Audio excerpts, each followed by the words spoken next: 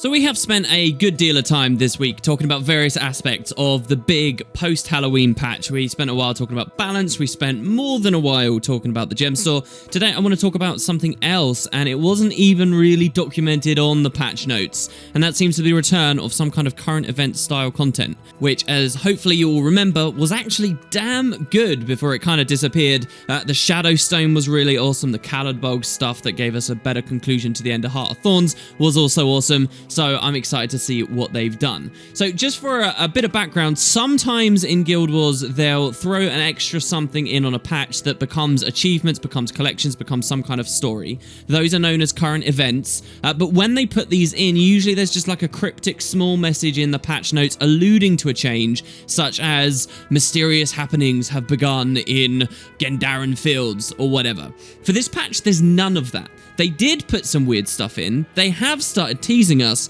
but there is no indication whatsoever it happened until players went in and found it for themselves. So for that reason, I think there's a little bit less here, and this is more of a precursor to a big thing upcoming, but it's still pretty cool. I also want to give you a bit of backstory going way back to Guild Wars 1 before I explain what's going on now in 2017, because I really think you need this context. And apologies to any of you out there who already know this stuff. So in Guild Wars 1, you had a PvE endgame, and there were various parts of it, but through most of the game's heyday, right from the beginning through all of its best months and years, there was the Underworld. So the Underworld was a very difficult, exclusive, instanced area for an 8-man party that you actually had to pay to get into. It was very challenging. It is, of course, in lore, one of the regions of the Mists, and the one that we most associate with Grenth, and Grenth had dominion over. Getting into the Underworld as that part of Endgame for Guild Wars 1 involved kneeling at certain statues of Grenth that you could find around the world while you had the favor of the gods, and we don't need to get into that mechanic. But if you did this, an avatar, a Reaper of Grenth, would come to you, you could speak to him and pay him to enter. That was how you entered this area of Endgame. Most people, when they're nostalgic about Guild Wars 1 and Guild Wars 1-style raid stuff, there's a lot of different things to pick out and be nostalgic about, but Underworld was kind of one of the big mainstays, much more so than even the Fissure of Woe, which we've spent a great deal of time on the channel talking about lately because of all the Balthazar stuff going on. So we knelt at these statues, the avatar was summoned, and then we got to enter the Underworld. The other thing to understand is these rare statues that would allow you entry to the Underworld, they were in very specific places. Most of the few that were in the game were in outposts. So this is the Guild Wars 1 equivalent of being like right next to a waypoint and being kind of open worldy. So you'd go to the outpost, you'd find your party, and you could enter right from there. The Tyrian outpost was known as the Temple of the Aegis, and for this reason it became like a big hub of activity for endgame max level players who had been done with most of everything else. When Cantha was released a little bit later in the Factions campaign, there was another equivalent temple location, I believe it was the Zinku Corridor, where once again you could kneel to a statue of Grenth, a slightly different depiction of Grenth, the Canthan depiction, but you could do that and you would enter the Underworld. When Nightfall released, the same thing. So these were the specific places you could go, and the idea was all the players could rally around them. Interestingly though, in a very remote, random seeming, rare, difficult to access region of the world, in the middle of the Shiver Peaks, one of the biggest maps in the game known as the Snake Dance. I think it was in the Snake Dance, or just slightly south of the Snake Dance, out in the middle of nowhere near any waypoints, essentially, for the Guild Wars 1 version, there was another Grenth statue that for some reason you could also kneel to and enter the Underworld from there. But why would anyone do that? It'd be much easier just to go from the Temple of the Aegis if you were out there in Tyria. So you have to understand those things, and the Underworld was a big deal for all of its own reasons. Okay, good. Let's fast forward to Guild Wars 2. Let's fast forward to 2017. This patch releases, and there's no indication of anything on the patch notes, but people have noticed some stuff happened. Dead bodies specifically have appeared, new dead bodies, in 2 maps in the game. One of them's in Queensdale, and one of them is in Lornar's Pass, and there's a lot of random weird things to talk about attached to it. God, I love talking about current events. So let's first talk about the one in Queensdale. This is located at God's Lost Swamp. And as you hopefully know about God's Lost Swamp is the Temple of the Aegis, just 250 years in the future, and it's flooded and it's all swampy and horrible now. But in God's Lost Swamp, when you're seeing those ruined statues to the gods, half sunken in the water, and in fact most of them fully buried underwater, those are the old statues we used to pray to get to the Fissure of Woe or the Underworld. And it's here in God's Lost Swamp that one of these new bodies has been added. And the other body, the one in Lornar's Pass, yeah, you guessed it. That's at the other statue, the really rare remote random Grenth statue that was also in Guild Wars 1. So 2 bodies have appeared at 2 of the only entries to the Underworld that the franchise has really seen, or at least in those Guild Wars 1 mechanic terms. So, as far as we know right now, and as I make this video, there are no other real dead bodies elsewhere out in the world. There could be, and people just haven't found them, but I would guess that at this point, because the patch is about a week old, people have probably gone over it well enough now. But these 2 at least are here. I'll point out as well at this point that one of the other main Underworld locations, I mentioned already, there's one in Cantha and there's one in Elona with the Nightfall campaign. The one in Elona was actually a place called the Chantry of Secrets. And you might think, wow, we just had Path of Fire. We get to go back to Elona, right? So should we check that in Path of Fire? Well, you actually can't just yet. The Chantry of Secrets is interesting for a ton of reasons, mainly because it's a connection to the Order of Whispers. But the Chantry is ever so slightly south of the Domain of Vabi. So we can't go to the Chantry to see if there'd be a body or mysterious happenings there, because it's just off screen. And I wonder if that's a coincidence. It's so close. I wonder if perhaps what we're seeing with these random little events here might be, in a weird way, a slight suggestion that the next Living World map is going to be south of the Domain of Abbey. And I know a lot of people have wanted the map to connect Ebonhawk to the desert, but let's say maybe it's just south of the Domain of Abbey, thus giving us the Chantry of Secrets, and then at the same time that allows them to push this story a little bit further. We get more dead bodies, we get more exposition on exactly what's going on. It does seem a bit suspect to me. But that aside, let's talk about the bodies themselves. So why is a dead body so interesting with potatoes? Well, first, the fact that the dev would have added a random thing in there in any case would be interesting in and of itself. But we can actually inspect them. In-game, you can walk over, you can press F, and you can get a little bit of information. So for most classes in the game, when you press F, you get this dialogue box here printed that this person seems to have died from a number of stab wounds, and it is unclear who they were or what drew them. This is a bit macabre, bit sad, bit scary, but we don't really get anything tangible out of that. But awesomely, if we're a necromancer, and I love this because it shows that, you know, there's a bit of quality on here already specific to your profession, which we all love. If you're a necromancer and you interact with this body, you get something completely different. It says this: judging by the variations in necromantic energy radiating from this corpse's wounds, it seems this priest was attacked by an unusually aggressive group of undead skeletons. Wow. So the skeletons immediately are interesting, but we'll get back to those in a moment. Second, this is a priest. This is, you know, for the context of humans, somebody who cares a lot about the gods, I would guess, right? Now, in God's Lost Swamp, you may also remember that there's a shack there out in the middle of nowhere with a Norn living in it. You know, that guy that we've had theories is something to do with the Moss Man in Swampland and all that before. Well, if you speak to him shortly after interacting with this body, because he's quite close, he'll actually give you a little bit more detail. And I think this is the first time that the devs have updated his dialogue for since launch, perhaps. Maybe there's been a small reason to speak to him at some point in the interim years. So there's an interesting bit of tech going on there as well. Interact with something, and then you have a window to interact with an NPC. And I wonder how many ways the devs could play with that to obscure and hide information from us. So you can go over to him, you can ask him, hey, do you know anything about that dead body nearby? And he gives us a very vague and cryptic response. He says, it was a necromancer answering a call, he said. Dark tidings followed him, and I'm not surprised he ended up a corpse.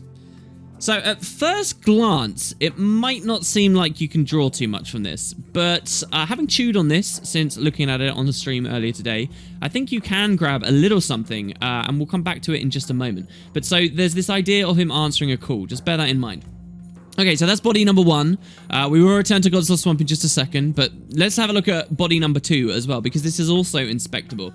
So to get to body number 2, if you've ever done map completion for Lorna's Pass, you will have been there before. It's kind of that weird cul-de-sac, that cut-off region of the map that you have to go through that weird old decaying dwarven mine to reach. And out there is the statue, which is kind of cool because this location has always been in Guild Wars 2, this homage to this weird, rare Grenth statue from the first game. It's always been there, and to kind of replicate that feeling of it being remote, even in Guild Wars 2 where there's tons of waypoints, the devs have put it in this, as I say, cul-de-sac style area. But so we're going to go down there, and again, you'll find a body. It's pretty close to the statue itself. This area presumably quite close to the underworld, and well, we can interact with it. Once again, you get different dialogue if you're a necromancer, but not too different. So first, just for the other 8 classes, we read that this corpse is riddled with what appear to be sword or axe wounds. They spell axe without an E there. I don't think that matters. Apparently, axe is an appropriate spelling. It's not exactly the house style for Guild Wars 2, so I don't know whether it's a typo, but hey, that's not that interesting. We can search the corpse, and we find a journal. A journal clutched in the priest's hands. Also, another priest, you'll see. Bloodstains render it unreadable, save for a few words and the initials DS. So, the bloodstains obviously aren't too important. DS, who or what could DS be? And basically, I'm going to tell you, I've got no idea. You can do that thing where you'll just wiki the Guild Wars 1 wiki or the Guild Wars 2 wiki, or just try and find any reference to a character or place that begins with DS. There are a couple, in fact, even a necromancer with DS, but I would think that this character's dead by now. It was also only introduced to the game after a competition for players to invent henchman skill bars and builds for PvP henchmen, and I believe the name of the NPC as a part of that system was named after the player of Guild Wars 1 and his character's name. So I really don't think that they would have pulled that forward for lore. But there's really not too much else. Nothing really seems to fit the bill. People have suggested things like Dagnar Stone Pate, but I just don't see it really. I think whatever DS is could be something we're going to be introduced to in the future, unless that D is referencing a fallen god, which we'll get to in a moment. There is the other idea of it being a place, right? So I think it's obviously a proper noun, but a place. So Deathroot Shack. Deathroot Shack is the location in Godzilla Swamp where we find the Necromancer. So you might say, well, that's obvious, WP, what they're doing.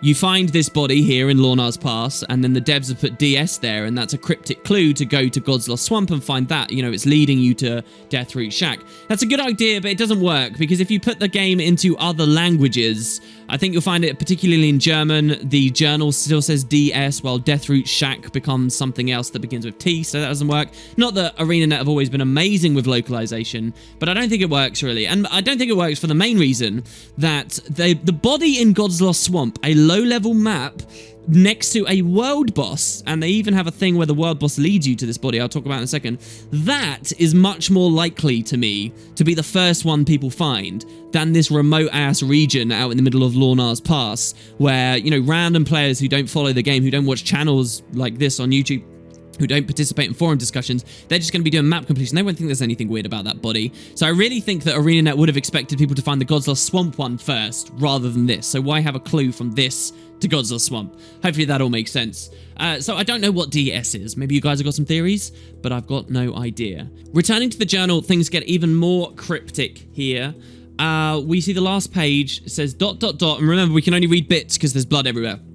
Speaks to me in dreams. The Red Lady, seeking allies, answer the call. So, we hear this idea of answering the call again. There is a suggestion of a Red Lady seeking allies. I guess the idea is this priest and the priest that was in Godzilla Swamp, they're the presumptive allies. And also this idea of these people are being spoken to in their dreams. So, who's the Red Lady? Who's DS? Who's the Red Lady? Well, some people have mentioned Scarlet online. I'm not sure I like that. I'm not sure that's a good idea. I know the whole Scarlet's going to come back to life theories have been bubbling around. I don't like this. But if you do want to latch onto that, then you can obviously look at the reference of speaking in dreams and kind of go on the Sylvari angle or something like that. Maybe you can talk about Morgemoth's death and then his magic to influence people's minds is spread out and someone's capitalized on that and now they can speak in dreams. I don't know. But there is the Scarlet theory. Other people have mentioned Livia. I also don't know about this. Because, you know, Livia's a necromancer who might be looking for allies. She wore, you know, this lovely red dress from the first game. Now, I do think it would be nice for Livia to have something meaningful to do now, because that really is important for episode 6's story to not still have such a bitter taste in everyone's mouths. But is this the place to do it? I think the other fun thing, if this is Livia for what it's worth, and again, I'm not convinced, but I think the other thing that's quite fun is many of us were speculating that Livia was that Balthazar NPC way back when, before episode 6 came out, and now we're back to the same area of the world. But I don't know. Here's the one theory I do really like, and it's the idea that this character is the Nameless Lich.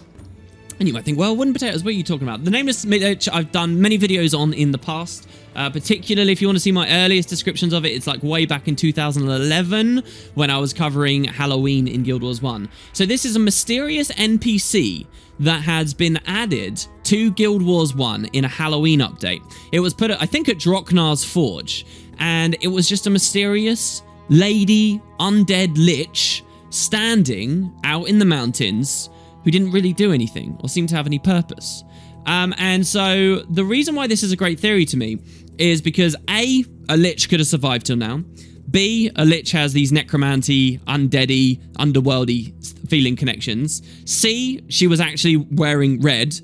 D, it's actually a woman. So, you know, it fits basically every single criteria. It's even in the same region of the world, I guess, broadly speaking, if we say Shiver Peaks. So I think all of this kind of fits. But also, the fact it was added at Halloween is interesting too, and I'll tie back to that in just a second. But what you need to understand is that the Nameless Lich was put into Guild Wars 1 and basically did nothing ever.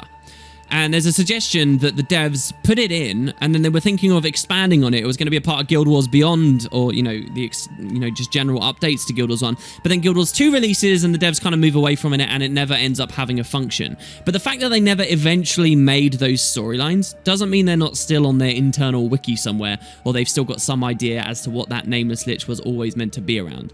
Again, she was added with a Halloween thing. We're just moving out of a Halloween thing in Guild Wars 2, but I'll come back. So finally, obviously, we could be a necromancer and look at this. We do get some slightly different dialogue. And again, it talks about the circumstance of this poor soul's death. It says this: in addition to axe wounds, this priest's body was clawed by skeletons. And here again, we hear about skeletons. This corpse is marked with traces of the underworld and powerful necromancy. So the underworld connection we were already pretty clear with, because it was these two prominent locations where we would enter the underworld in the first game that only Guild Wars 1 players would have been clued in on already. But that's pretty express right there. So this idea of the skeletons, let's talk about these. The skeletons are an actual thing. They're not just some weird thing that killed these poor guys and then, you know, we never get to see. If you hang around Reaper's Gate, you will see now randomly spawning are skeleton mobs. They're not very hard to kill. They don't do anything that special. They are equipped with axes, which the dialogue suggests is exactly who killed these guys. These are the skeletons that killed this dude, and they seem to be spawning around this area at Reaper's Gate, where potentially the realms of Tyria and the underworld might be a little bit closer together. So I'll note, by the way, that in Guild Wars 2, skeletons aren't really a normal thing.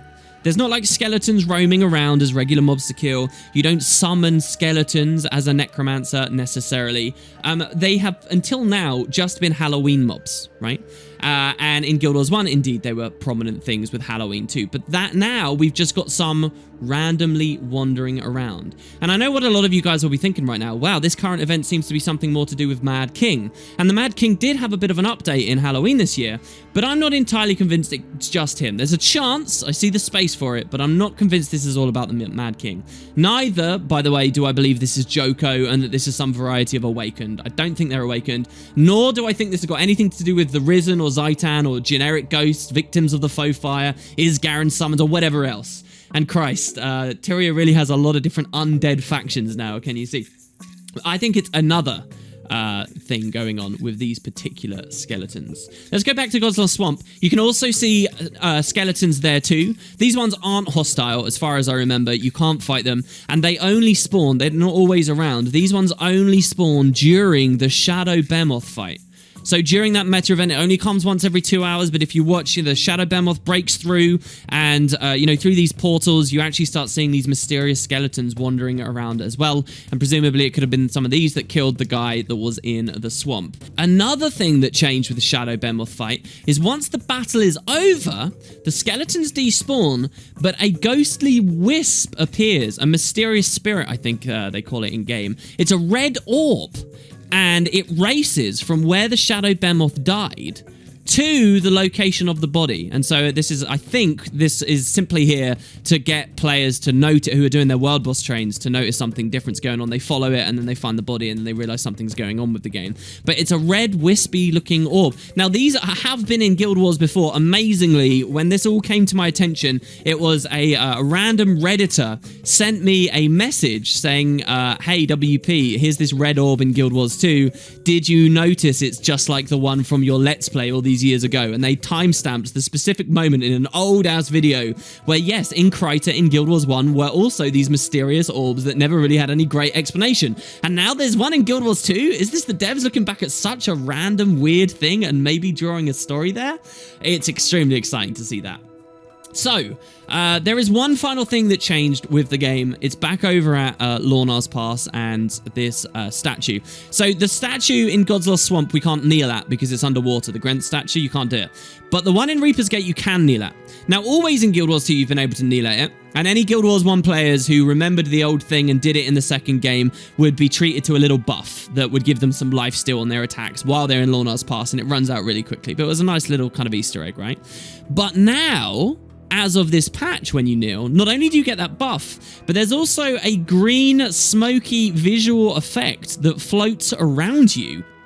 And remember, 250 years ago, if we did this, it would have summoned an avatar of Grenth who could have taken us to the underworld. Well, that can't happen anymore. As Path of Fire has taught us, the gods aren't even in the mists anymore. They didn't just leave Tyria, they've left the mist. Grenth is not around in the underworld, and his reapers are not coming to us. Now, one of them comes to us at the end of the personal story, but I guess I won't get too derailed and talk about that. If we kneel here, we get the little buff, and we get this green effect. What's really interesting about the green effect is there are letters in it. And the letters are either New Crichton or Old Crichton. I haven't looked into this part too much, and people have been trying to translate them, but it seems to be just coming up as gibberish right now.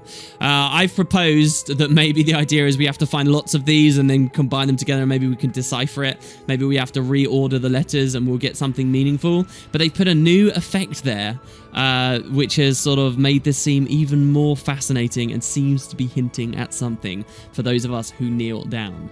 So, that's basically what's going on. It seems necromancers, to me, are being called to these places that were once upon a time portals to the underworld.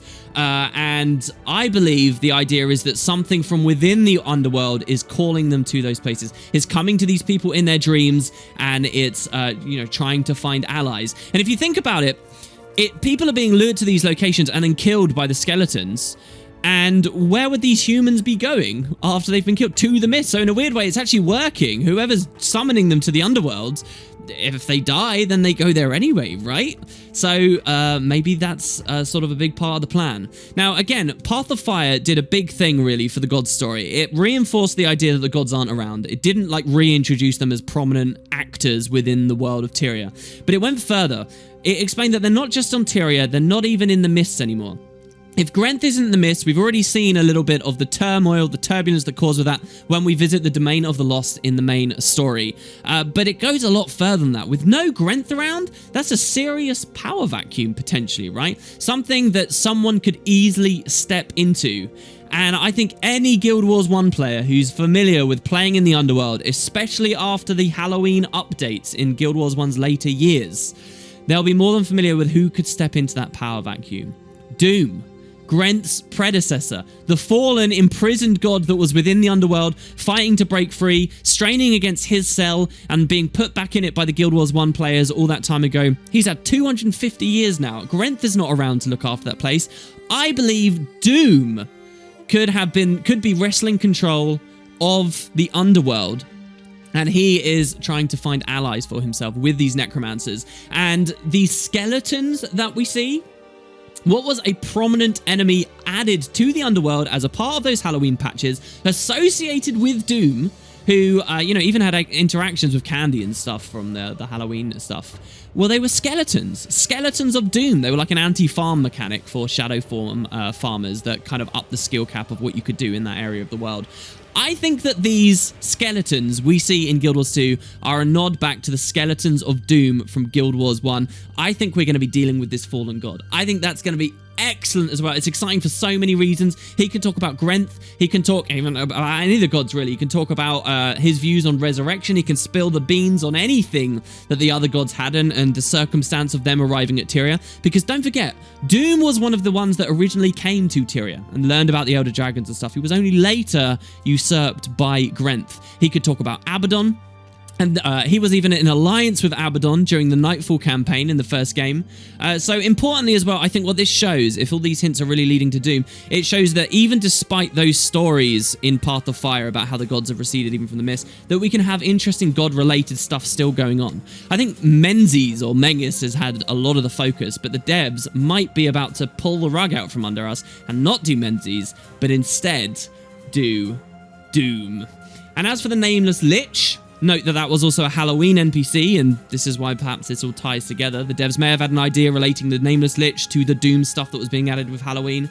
Maybe it's through the Nameless Lich we'll get a little bit more real detail on this in upcoming patches, and maybe even when we go to the Chantry of Secrets. So there you go, guys. That is what's going on, it seems, with current events. That's my take on it so far. Let me know in the comments if I've missed anything, and I will keep you all in the loop in this 100%. Thanks very much. I think this has actually been a great patch. There's lots of fun little things in there. Thank you, everybody. Hope you enjoyed the video, and I'll be back super shortly.